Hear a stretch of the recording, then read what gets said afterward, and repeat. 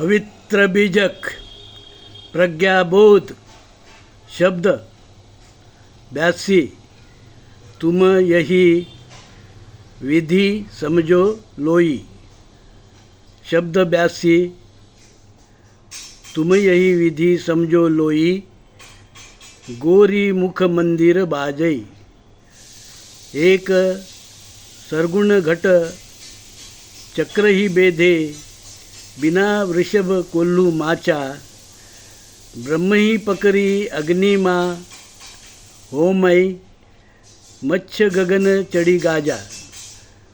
नित अमावस नित ग्रहण होई। राहु ग्रासे नित दीजे। सुरभि भक्षण करत वेद मुख। घन बरसे तन छीजे। त्रिकुटी कुंडल मध्य मंदिर बाजे। औघट अम्बर छीजे। भूमि का पनिया अम्बर भरिया। ई अचरज कोई बूझे। कहीं कबीर सुनो हो संतो। योगिन सिद्धि पियारी। सदा रहे सुख संयम अपने। वसुधा आदि कुमारी। अब हम शब्द अर्थ जानेंगे। शब्द अर्थ कोई। लोई का अर्थ है धर्मात्मा कबीर की धर्मपत्नी।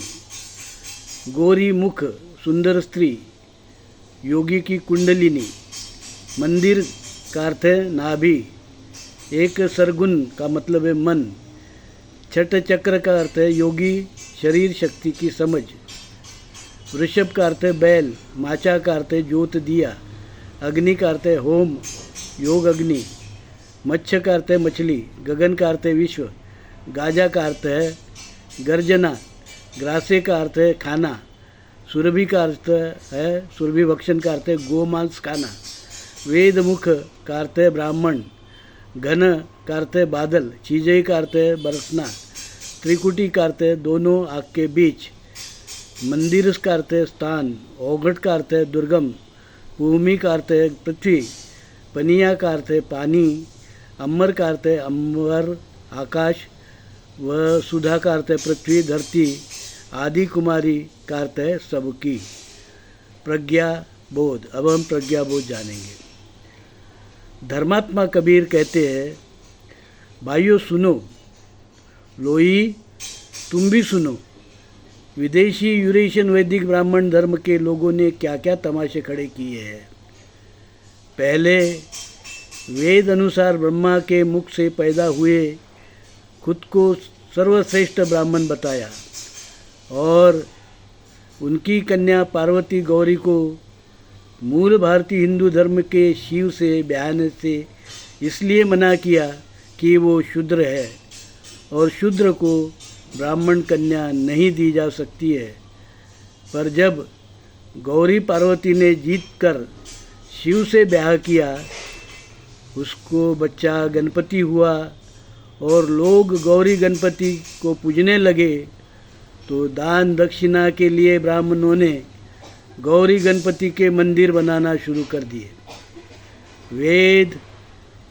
वैदिक होम हवन में अग्नि पूजा, गाय घोड़े आदि की बलि देकर गोमांस खाने वाले ब्राह्मण तब मंदिर में शिव शंकर महादेव पार्वती शक्ति गणपति की पूजा भी ठीक है कहने लगे।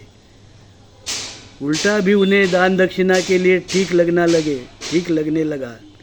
यही नहीं तो मूल भारतीय हिंदू धर्मी शिव की योगिक कला भी उन्होंने मान्य किया और योग भी ठीक है कहने लगे। ब्रह्मा विष्णु महेश को योग कुंडलिनी त्रिपुट मान्य कर भस्म से माथे पर भुजा पर आदि पर शिव का त्रिपुट धारण करने लगे। चंदन के साथ साथ जली लकड़ी की राख भी अब उन्हें भाने लगी, क्योंकि बहुजन मूल भारतीय इसे पवित्र मानते हैं। गले में तुलसी माला, कान में कमंडल, शिव मणि की माला को रुद्राक्ष कहकर धारण करने लगे। ये तो ऐसे ही हुआ जैसे जल की मछली आकाश में उड़ने लगी। अब विदेशी यूरेशियन वैदिक ब्राह्मण धर्म के लोगों को यहाँ की हर चीज़ धर्म संस्कृति प्यारी लगने लगी, क्योंकि यहाँ की सुजलाम सुफलाम धरती से उन्हें सब सुख मिलने लगे। इसी चक्कर में उन्होंने वेद मनुस्मृति आदि में वर्ण जातिवाद, वसाहतवाद, शोषण, अस्पृश्यता, विषमता, छुआछूत को जन्म दिया। उन्हें लगा अब ये धरती सदा के लिए उनकी हो गई, पर भाइयों ऐसा कभी नहीं होता।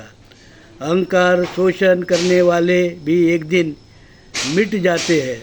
यह धरती कभी एक अहंकारी की नहीं हुई है, वो सबकी जन्मदाती है, सबकी है, सबका पालन करती है।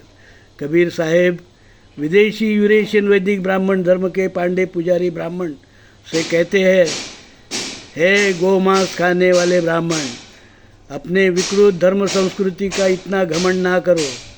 यह आसमान से यहाँ आसमान में ग्रहण अमावस्या आम बात है।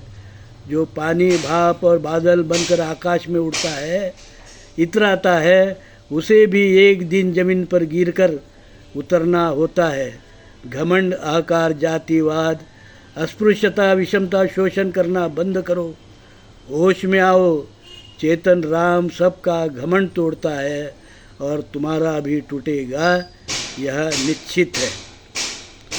साधु साधु साधु।